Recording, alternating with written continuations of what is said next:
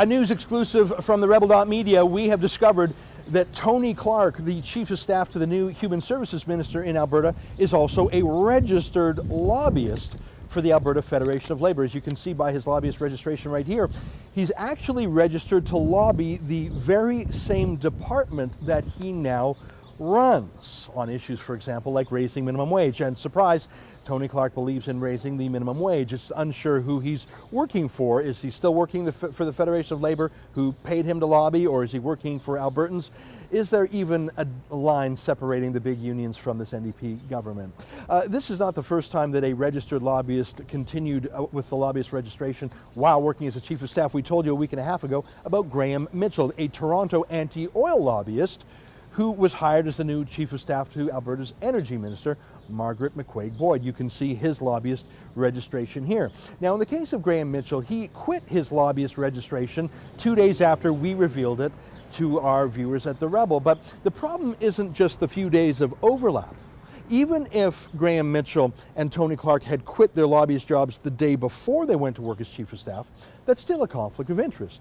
You cannot passionately, forcefully, and for high pay demonize the oil patch in the case of Graham Mitchell, or call for changes to the minimum wage in the case of Tony Clark, and then suddenly pretend that you're open-minded, neutral, objective, and independent. You just can't do that. It would be like a passionate prosecutor who has spent months or years saying he's guilty, suddenly saying, oh, I'm going to change my role now. Now I'm a neutral judge and I'm going to give him a fair shake. No one believes it. It's just not credible. That's why we call it a conflict of interest.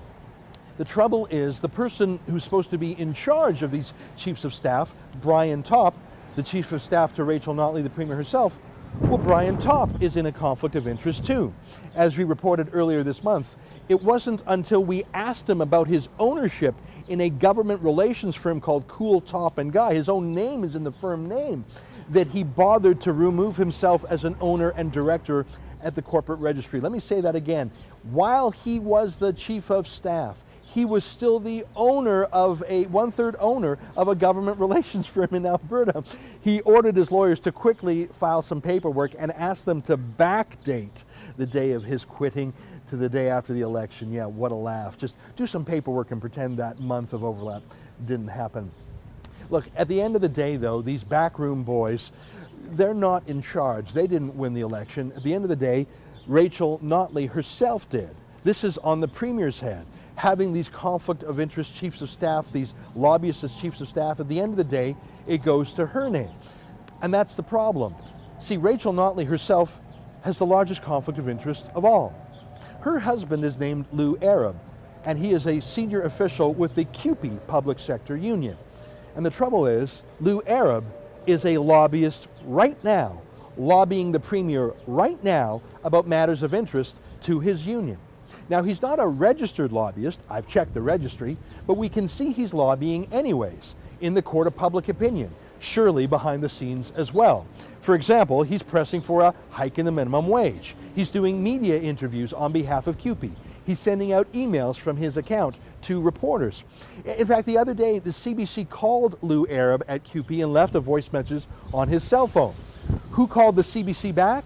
You won't believe it. Rachel Notley's staff did. There really is no blurry line at all. There is no line of any sort between the Premier's office, Lou Arab, and CUPE. Alberta has an enormous conflict of interest. We don't know who its government represents. Does it represent the interests of labor unions? Does it represent the interests of anti-oil lobbyists? We don't even know. And Rachel Notley doesn't even care. For TheRebel.media, I'm Ezra Levant.